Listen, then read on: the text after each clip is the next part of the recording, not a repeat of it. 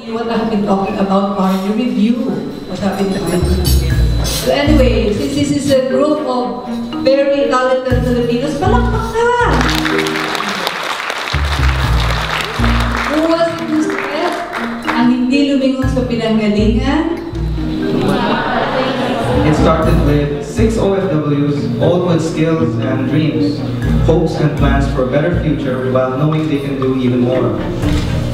For themselves, for their families, for their loved ones, for their communities, and for their fellow Filipinos. Let's go to the Philippines, go to the Philippines, see it. You guys need to promote your own country, be a little passionate about your country.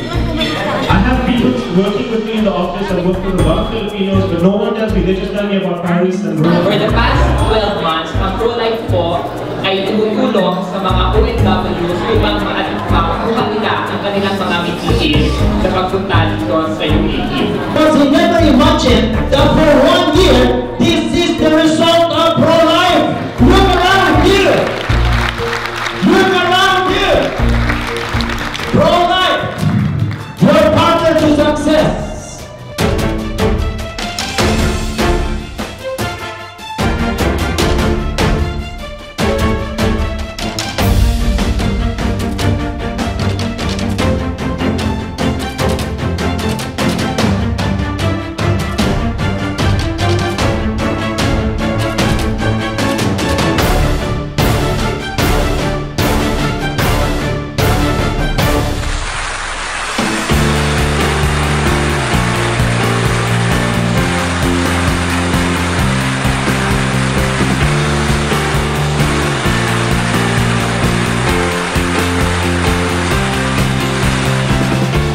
Kaya sana po, patuloy po nating pagpilitin at pagkatiwalaan ng Pro-Life di lamang sa kanilang magandang produkto, serbisyo at higit sa lahat ang magandang adhikay na may tutulong sa ating mga Pilipino.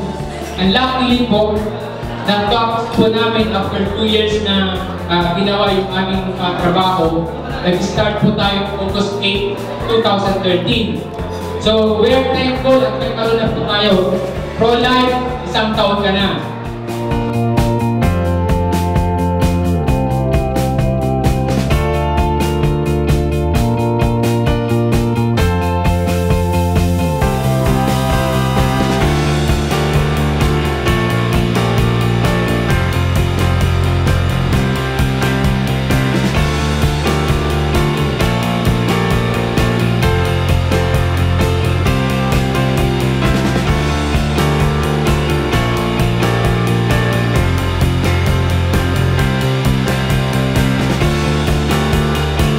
Seems like only yesterday, when my partners and I conceptualizing Pro-Life, we thought of producing herbal products that will cater the needs for all the Filipinos and help at the same time our economy in the Philippines.